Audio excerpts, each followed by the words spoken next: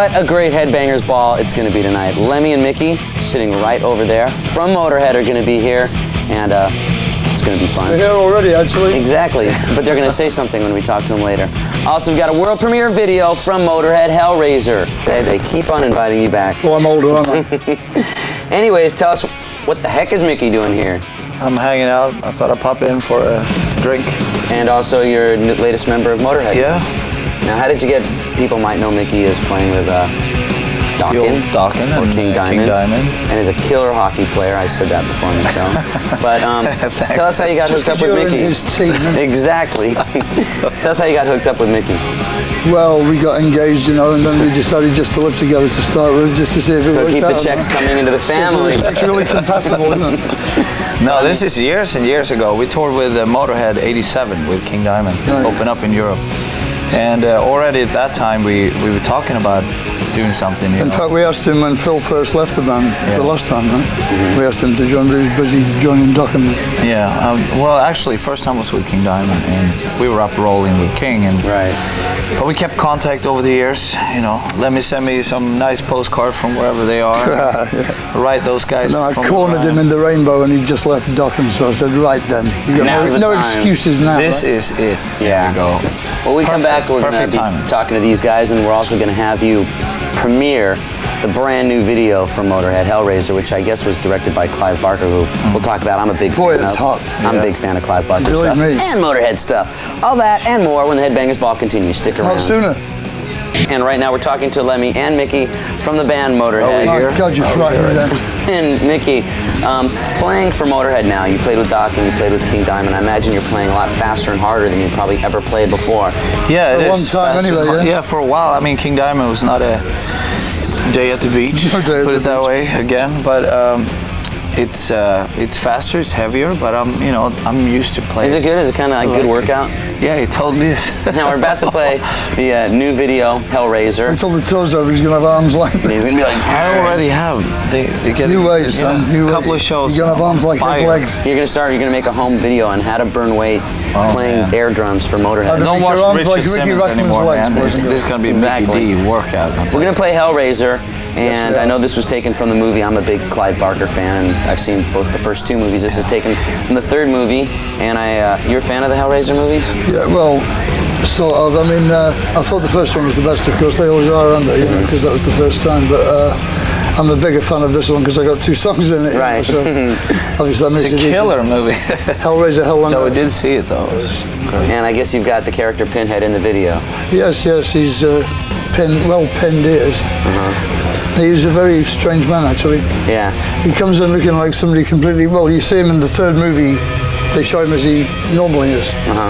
Just as a First World War British officer. But I don't want to give the game away yet. It's okay, they showed that in the second movie too. I know that. They showed how he got that thing with the pins. Only briefly. Let's take a look at the video, and we'll be back talking to these guys about the video and so much more. Here's a world premiere Motorhead video. Here is Hellraiser. Hellraiser. Exactly. Exactly.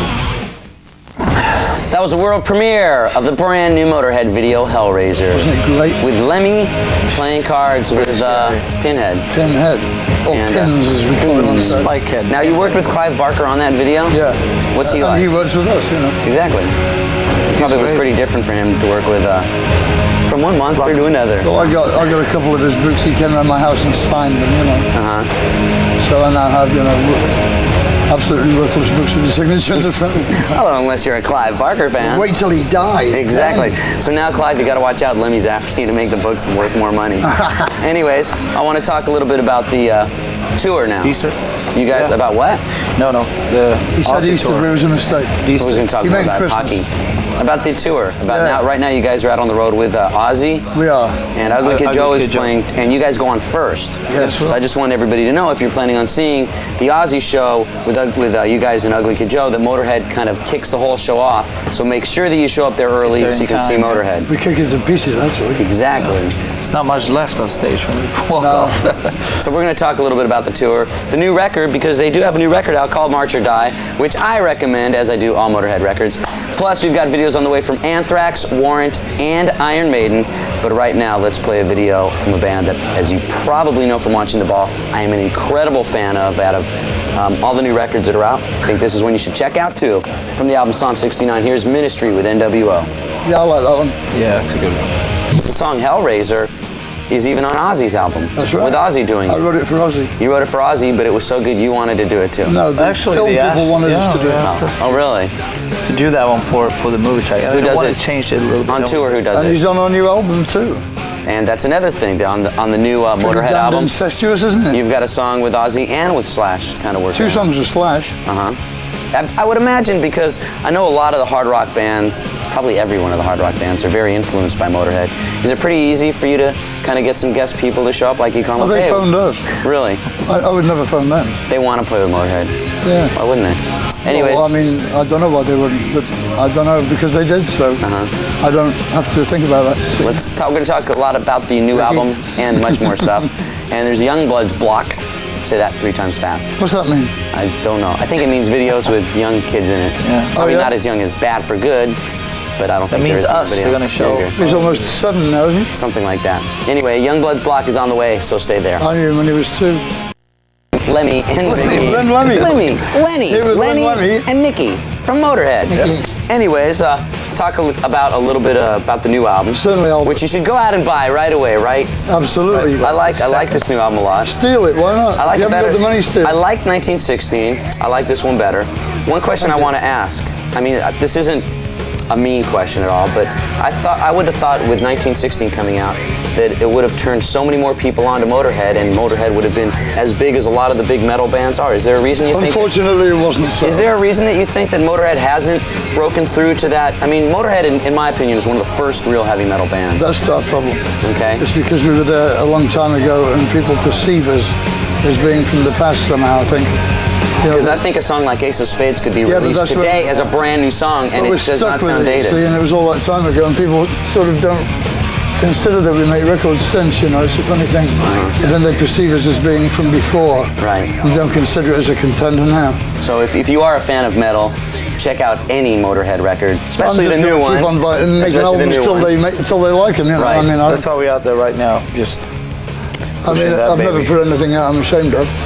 Put it that way. And you have done some different things, like for instance on the last album you did some ballads that were true ballads. True and ballads. you've got ones on this one too. Yes, with no guitars or bass or drum. Now I'd like to talk a little bit about the title track off the album. You go ahead, Rick. You talk March or Die. Yes. Tell me about that song. I mean, I guess lyrically it's a very important song, so important that you've even put it on the back of this t-shirt, which I believe are for sale at their concerts, right? There's only one chorus. Yes, they are for sale.